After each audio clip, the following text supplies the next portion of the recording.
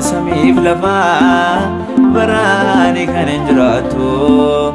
abbaa kakeetii eessaatti argatu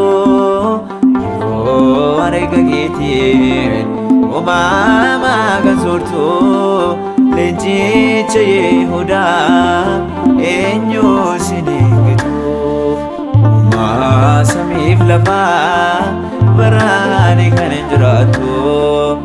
abbaa kakeetii eessaatti argatu yoo arga keetiin uumamaa kan soortu leenjicha Yihuudaa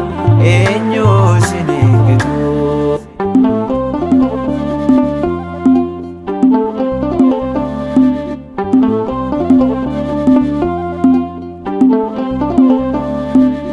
abbaa manamaa kan nama hin daaganne midhaama ijoollee isaaf kan hin jaallisne jireenya nuuf laachuuf ofii kee dhiphattee bilisa nu baasuuf fannoo irratti ol baatee samiif lafaa baraane kan hin jiraattu abbaa kakeetii eessaatti argatu yoo arga keetiin uumamaa kan soortu leenjicha Yihuudaa eenyu sin eegatu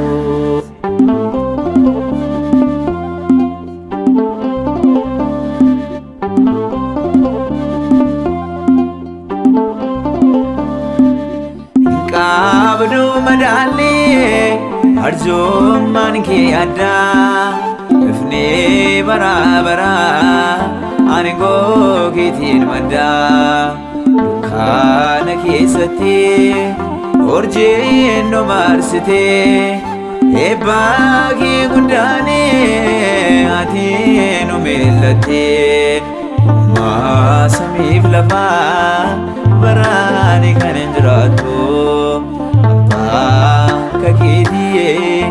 eessaatti argatu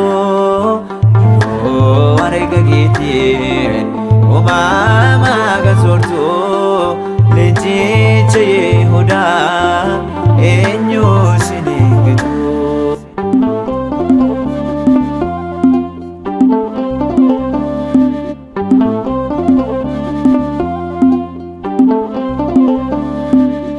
Oqooba siif laannaa leelleef galataan fuula kee duratti gadi of qabiisaan fuula qaraane hoo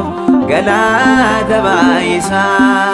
laphee qulqulluudhaan olmaa isaa odeessaa samiif lafaa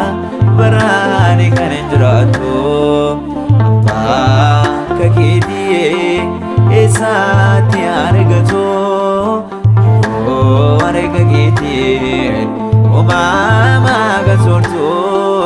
leenjicha Yihuudaa eenyu sin eegatu